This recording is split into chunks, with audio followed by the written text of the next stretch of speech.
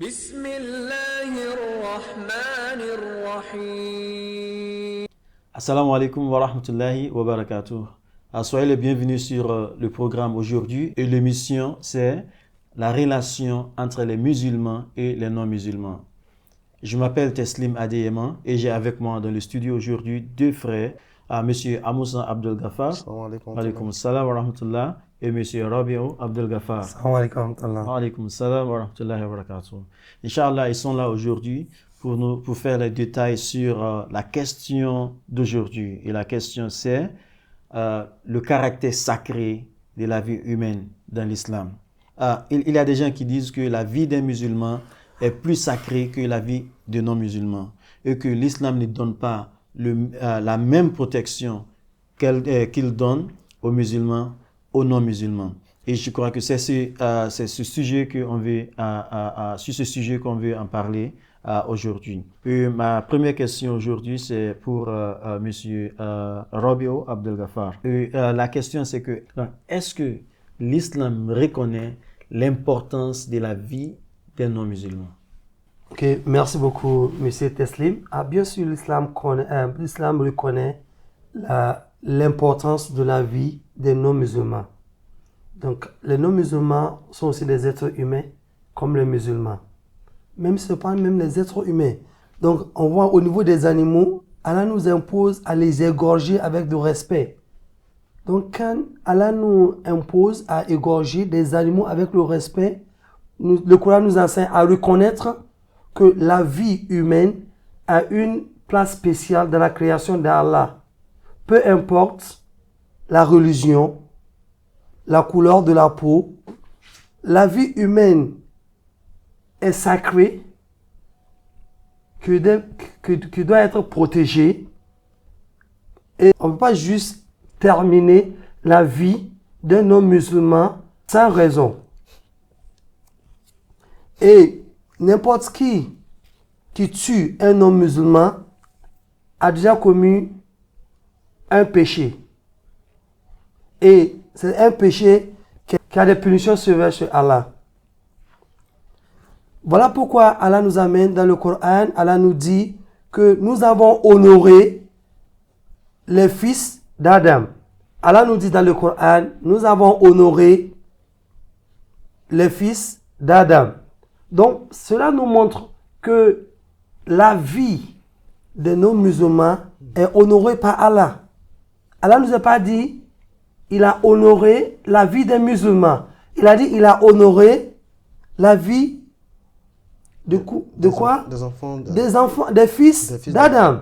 Donc, on voit les musulmans et les non-musulmans sont les fils d'Adam. Donc, on ne peut pas les séparer qui ne sont pas les descendants d'Adam. Donc, l'importance de la vie des non-musulmans a une place bien réservée sur Allah. Dans le Coran, Allah a commandé les anges de se prosterner devant Adam. Celui qui établit l'importance de la vie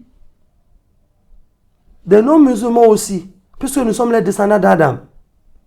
On voit l'égalité humaine en islam envers l'importance de la vie des musulmans et des non-musulmans. L'islam a légalisé de protéger la vie des non-musulmans. Voilà pourquoi on voit le dia qu'on paie quand une personne est tuée injustement. Donc on voit le dia qu'on paie pour les musulmans et aussi payé pour les non-musulmans. Par exemple, le cas d'Ali, qui a ordonné de tuer un musulman qui a tué un non-musulman. Le frère du non-musulman est venu en disant d'arrêter à tuer le musulman. Ali lui a demandé si on l'avait effrayé. Mais il dit non, ok, on m'a payé le dia, le prix de vie de mon frère. Donc, Ali a arrêté de tuer le musulman parce que on a vu l'égalité qui s'est pratiquée avec Ali. En conclusion, cela démontre que la vie de tout le monde est très important d'être protégée. Merci. Donc, merci beaucoup pour cela. Donc, Monsieur Amoussa Abdel Ghaffar, il vient de parler de l'importance de la vie d'un non-musulman. Est-ce que vous avez d'autres est-ce que vous avez d'autres évidences dans le Coran qui montrent l'égalité de la vie de la vie des musulmans et un non-musulman aussi? Alhamdulillah Rabbil Alamin. Je vais commencer par ce verset coranique où Allah a dit au prophète Mohammed sallallahu alayhi wa sallam que ils viendront te demander ce que c'est que les ruh.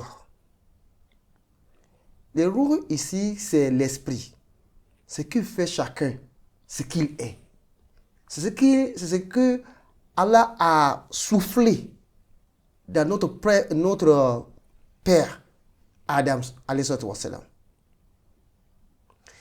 Il a même dit aussi dans la sourate Isra en disant que tout ce qui existe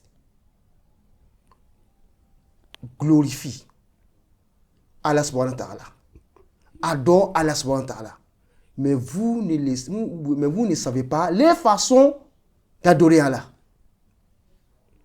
Cela veut dire que ce que nous on pense qu'ils n'ont, c'est tout ce qu'on voit, on se dit qu'ils ne vivent pas, ils vivent.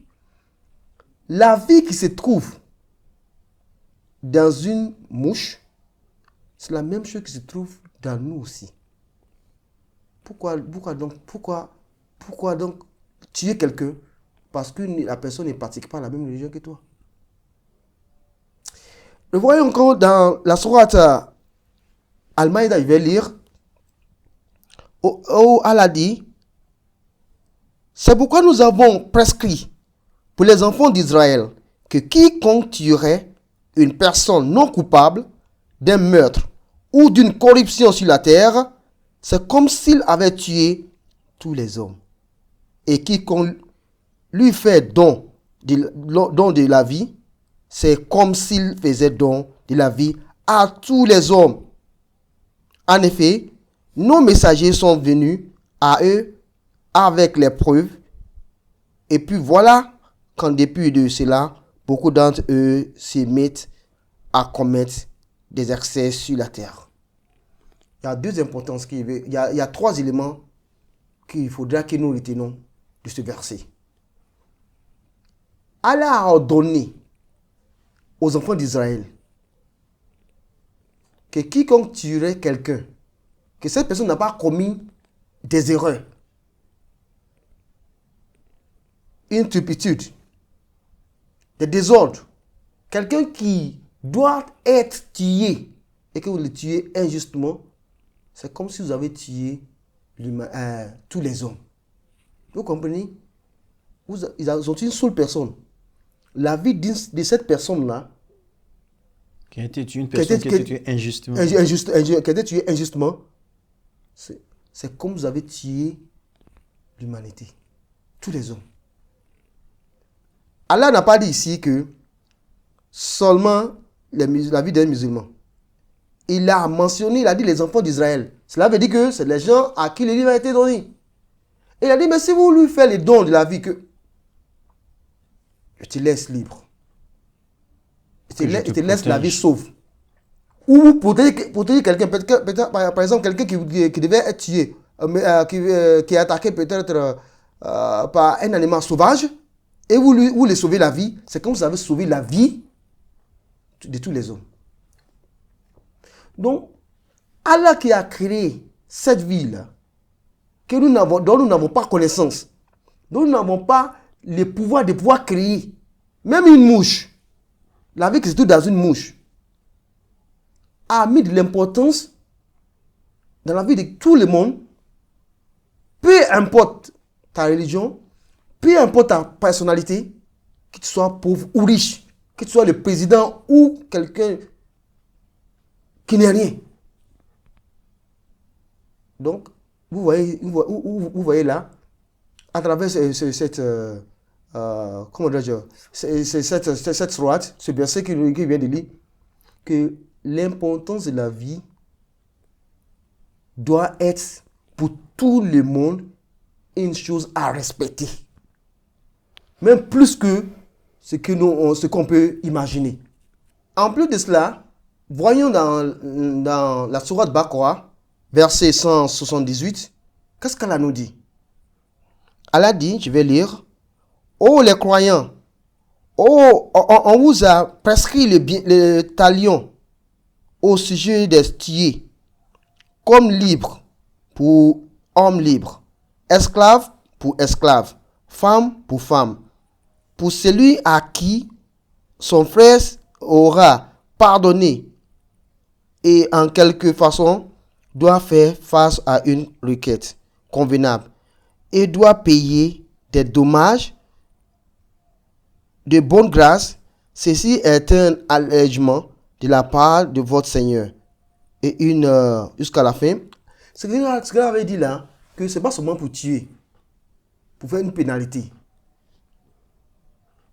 Si, vous voyez l'exemple que mon frère vient à mentionner tout à l'heure, que inutile de le tuer. Un homme musulman qui est venu pour secourir la vie d'un autre de musulman. Malgré que si on lui avait déjà payé l'argent, s'il voulait, il pouvait retarder. Et il a dit, tu es arrivé trop tard. Parce qu'il veut au fond de lui qu'on tue cette personne. Mais il est venu. C'est une personne. La fille qui se trouve en lui, c'est la même qui se trouve en moi. Bien sûr, vous voyez donc dans ce verset de Surat al-Baqarah qui vient de lire, il dit esclave pour esclave, femme pour femme. Comme les gens ont l'habitude de dire, boule de neige pour boule de neige. Il ne faudra pas tuer. Dans le verset donc que j'ai lu tout à l'heure, qu'il ne faut pas exagérer dans la tuerie. Ils ont tué une personne. Si tu dois tuer, alors c'est une seule personne, la personne qui a commis cette erreur. Il ne faut pas pour cela tuer toute ta famille. Tuer le fils, tuer les autres, parce que tu as envie de venger celui qui a été tué. Donc, qu'Allah nous fasse sa miséricorde. Donc, il ne faut pas exagérer. Mais si vous pardonnez aussi, c'est comme vous avez sauvé la vie de tous les hommes. Donc, ceci montre que la vie d'un musulman n'est pas plus importante que la vie d'un non-musulman, à moins qu'ils sont tous sur la justice. Et aussi, le Coran, Allah subhanahu wa ta'ala dit dans le Coran, c'est seuls ceux qui craignent Allah le plus qui sont meilleurs devant Allah. Donc, non, et je comprends très bien votre intervention et j'aimerais passer à la dernière question aujourd'hui pour monsieur Rabi Abdel Ghaffar.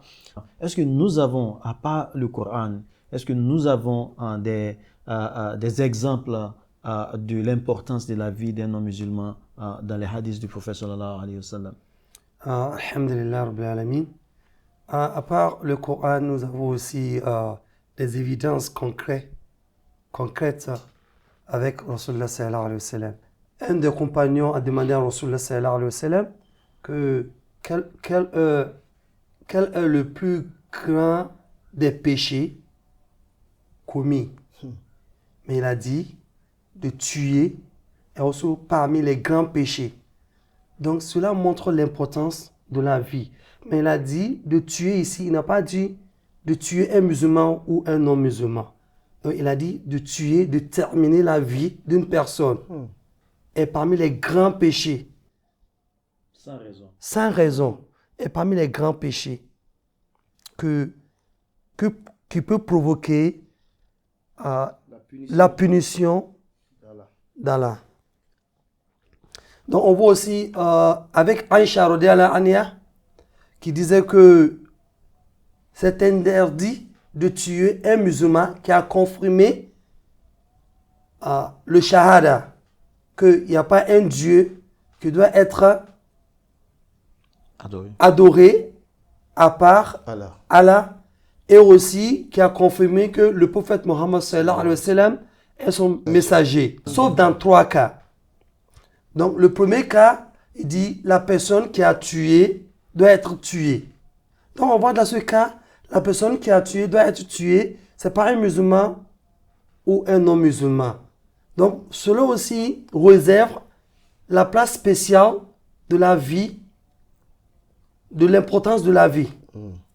Avec Abdullah ibn Mas'ud aussi, il a dit, le sang d'un musulman qui a confirmé que la ilaha illallah, Muhammad Rasulullah, ne doit pas être versé, sauf dans 3 cas. Un de ces cas, la personne qui a tué doit être tuée, comme Aïcha l'avait dit dans le premier hadith. Un dernier exemple de Rasulullah sallallahu alayhi wa sallam qui dit quiconque qui tue un homme musulman sans raison ne va pas sentir l'odeur du paradis. Donc on voit que Rasulullah sallallahu alayhi wa sallam nous montre l'importance de la vie des non-musulmans et de tout le monde aussi. Donc on doit bien garder cette raison pour protéger la vie de l'humanité. Merci.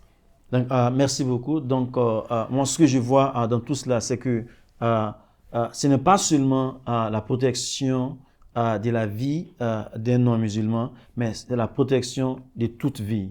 Donc, la raison pour laquelle on ne doit pas tuer un musulman est aussi la raison pour laquelle on ne doit pas tuer le non-musulman. La raison pour laquelle on doit protéger le musulman est aussi la raison pour laquelle on doit protéger le non-musulman. Donc, ce qui veut dire que la seule vie qu'on peut prendre, c'est la vie de celui qui a pris une autre vie. Donc, et si on a un élément qui est dangereux dans la société et qu'on sait que cette personne va causer la mort de plusieurs personnes, il faut enlever cette personne aussi pour protéger les autres. Mais à moins cela, on n'a pas besoin de prendre la vie d'une personne. On n'a pas besoin de tuer une personne selon ce que le Coran et la Sunna du prophète sallallahu alayhi wa sallam nous enseignent. Donc, je crois qu'on va s'arrêter ici aujourd'hui. Merci beaucoup pour votre intervention. Et merci aussi à nos téléspectateurs et auditeurs. Inch'Allah, on va s'arrêter ici et se retrouver à la prochaine. Merci. Assalamu alaikum wa rahmatullahi wa barakatuh.